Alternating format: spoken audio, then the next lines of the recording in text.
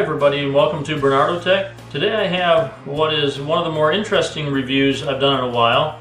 This has been a fairly exciting product to evaluate. This is the Allegro series radio controlled motorcycle from Create Toys, and I got this courtesy of Banggood.com. And basically right here is what you get in the box. You get the motorcycle itself, you get the controller. There's a little stand here that can be used when the motorcycle is on display, just so it stands up. It is not used in any way when you're actually using the motorcycle. And then lastly we have a charger and a battery. Now the battery goes into the motorcycle itself. You take off the panel down here, push the battery in, and then you fasten the connector, and then you put this back on. And this is secured by a screw. It does have a latch here that holds pretty good, so I don't know if you would need the screw in there or not, but that's just to make it more secure. Now, the controller also needs batteries. It needs 2 AA's, and those are not included in the package, so you'll have to supply those yourself.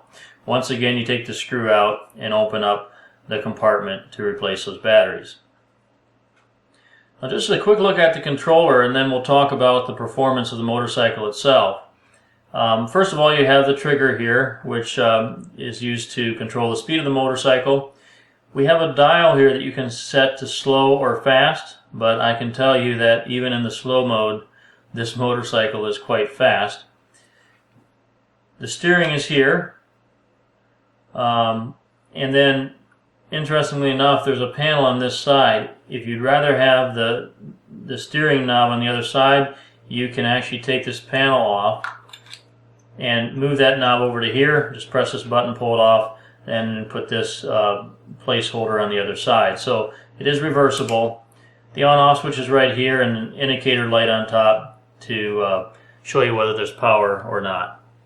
Now the last button on here is there's a little trim slider right here, and what that's for is to essentially set the minimum speed. So if it's all the way down, which is the way it comes, and you let the trigger off, the motorcycle will slow down and then fall over.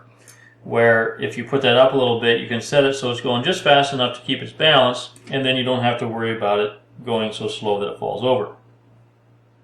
Now you'll notice the motorcycle itself has these little pegs, and so if it does fall over, it falls down the pegs, and you can actually recover from that. Even if it completely stops, you can simply hit the throttle and steer it out of that, and it will start going again. So you don't have to actually lift the motorcycle up. Manually, it will regain its balance. Now obviously if the motorcycle flips all the way over, then you're going to have to manually put it back on its wheels to get it going again.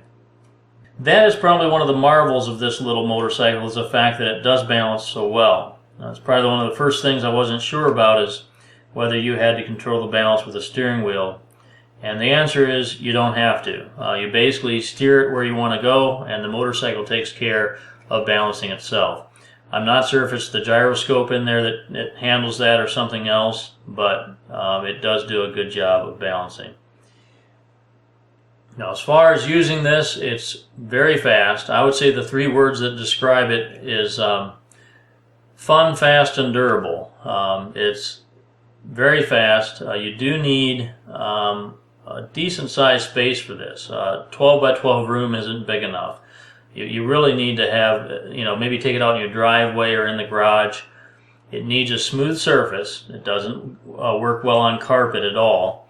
Even if your carpet isn't very thick, it won't work well on carpet. So you need a smooth surface and a large area. A small room won't do it. And that's just because it goes so fast, and you have to be able to turn it around to keep from running into stuff.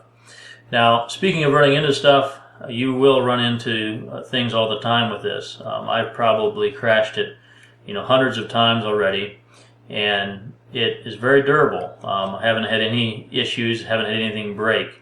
The controller itself actually feels maybe a little bit cheap, but obviously it's just the controller. You're obviously not going to be throwing that around. This motorcycle actually has a hefty feel to it, and believe me, I put it to the test. I've run into lots of things with it, and it hasn't caused any problems or broken anything yet.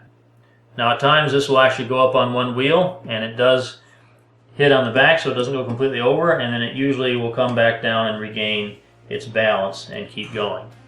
As far as room for improvement, I would say probably the only thing that I can think of is that it's a little bit of a pain to charge this battery and then have to insert it into the motorcycle and then take it back out to recharge it. What would really be nice if this company wanted to improve on this model a little bit would be to have a charging connector on the outside of the motorcycle with just using a standard Android style USB charging cable and plug that in and be able to charge it without having to take the battery out. So that's pretty much all I have to say about this. It's certainly a very exciting radio controlled toy, and if you have any other questions I haven't answered, put those in the comments below.